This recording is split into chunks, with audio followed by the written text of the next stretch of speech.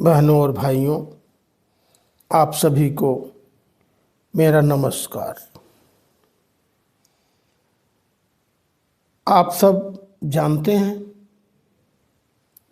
मांडव ऋषि के बारे में आज हम लोग चर्चा करेंगे। मांडव ऋषि के विषय में थोड़ी सी चर्चा, बहुत छोटी सी चर्चा करेंगे। लेकिन उसके पहले आपसे अनुरोध है कि अगर आपने अभी तक मेरा चैनल सब्सक्राइब नहीं किया है तो कृपया सब्सक्राइब कर लीजिए। बेल आइकन के बटन को ऑल पर करके दबा दीजिए, ऑल पर दबाइए और लाइक करिए, शेयर करिए, जिससे ये सत्संग हमारा आपका चलता रहे और लोगों तक भी पहुंचता रहे।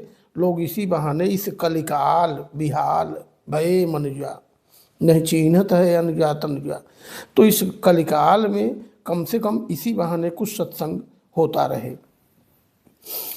एक समय किसी राजा के अनुचरों ने कुछ चोरों को मांडव्य ऋषि के आश्रम पर पकड़ा।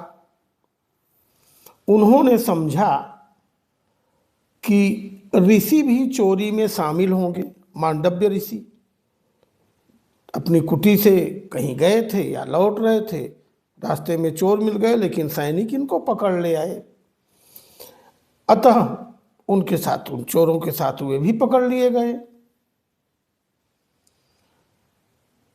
और राजा की आज्ञा से सबके साथ उनको भी सूली पर चढ़ा दिया गया।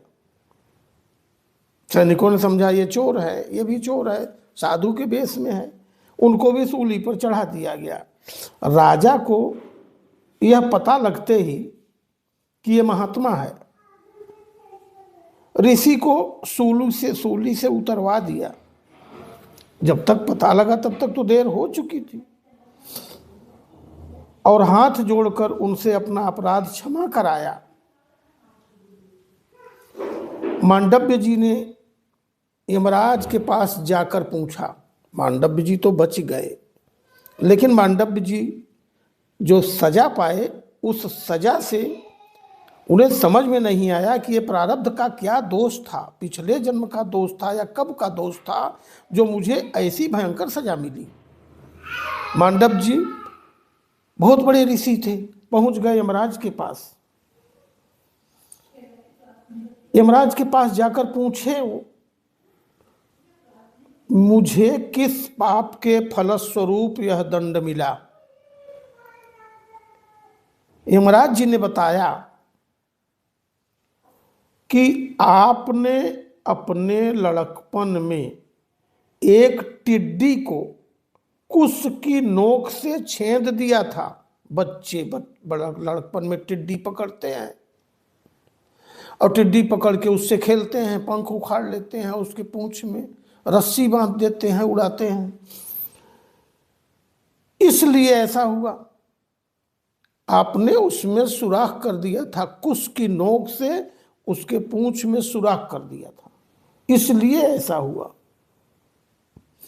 इस पर मुनि ने कहा कि मैंने अज्ञानवश ऐसा किया होगा। छोटे बच्चे अज्ञानी होते ही हैं, तो मैंने अज्ञानवश ऐसा किया होगा।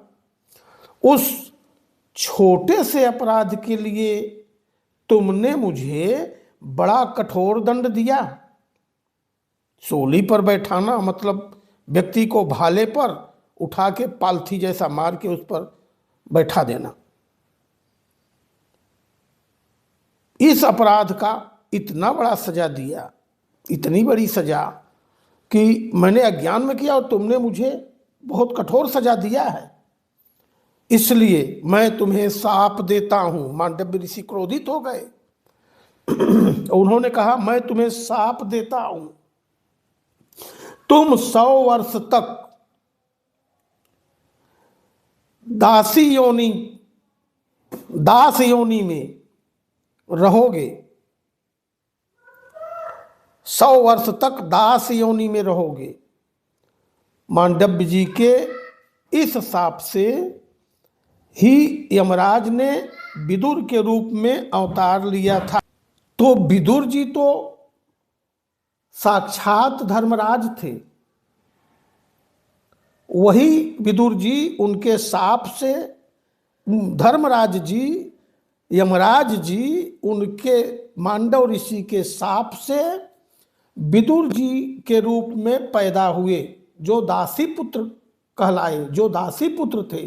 वह सम्मान उन्हें नहीं मिला जो धृतराष्ट्र को और पांडु को, महाराज पांडु को मिला, वह विदुर जी को नहीं मिला, क्योंकि विदुर जी दासी पुत्र कहलाए, दासी पुत्र थे। लेकिन वो थे साक्षात धर्मराज। मांडव्य ऋषि के शाप से 100 वर्ष के लिए वो ये योनि में आ गए थे, दासी पुत्र हुए थे। ये जानकारी आपको कैसी लगी? क्योंकि गूढ़ जानकारी है और कभी कभी ये मिल जाती है, और मुझे मिल गई तो मैंने इसे अर्जित किया और आप तक पहुंचा दिया। ये रहा आज का हम लोगों का सत्संग। नमस्कार आप सभी बहन भाइयों को।